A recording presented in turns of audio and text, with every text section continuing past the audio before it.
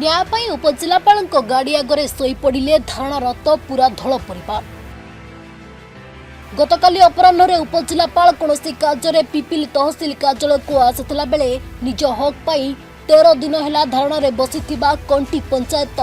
निजीगढ़ कुरुखी grammar Surath धल पूरा परिवार उपजिलापाल गाड़ी आगे शोई पड़े।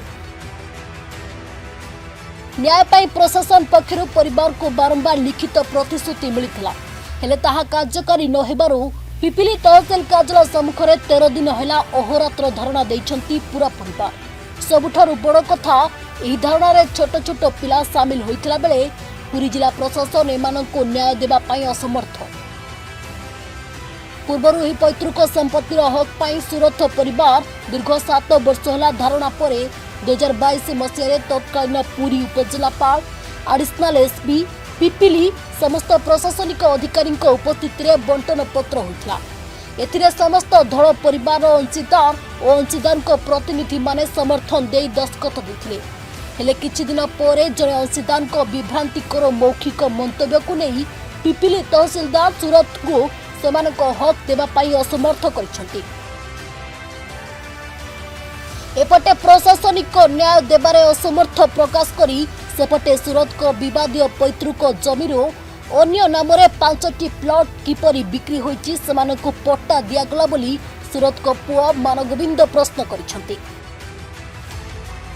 तबे बंटन पत्र को धरी सूरत को पूरा परिवार तहसिल कार्यालय सम्मुख में 13 दिन है अहोरात्र धारणा देइतला बेले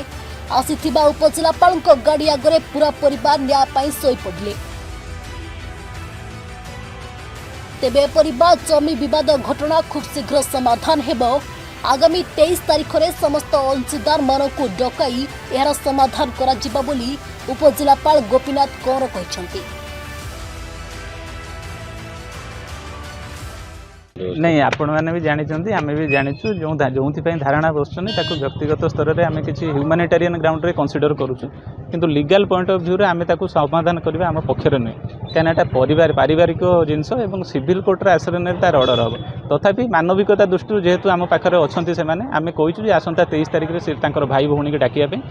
गोटे आपस समाधान भितर आम चेष्टा करूँ कि सेटा आम भी सही कथा कहूँ से भी अनुरोध करूँ उठी जातु कहीं भाई भौणी की आम डाकिकी जहाँ कथा हाँ कहीं जेहेतु यहाँ सरकारी जमी ना सरकारी जमी थे आम आज चाहिए आम किसी साहय कर निज पारिवारिक समस्या समाधान सिविल कोर्ट ही करें तथापि आम चेष्टा करूँ लोक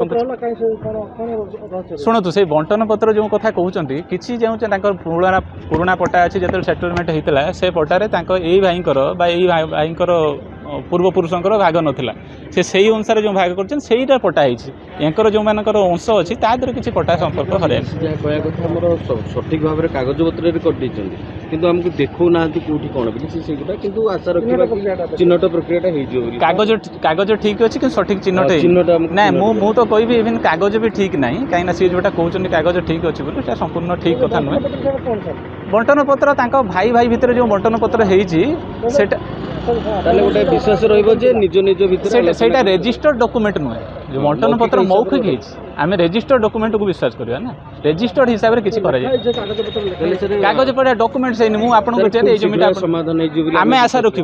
रखू भाई भौणी मिसेक आम शीघ्र आशा रखू से समाधान हो जाए।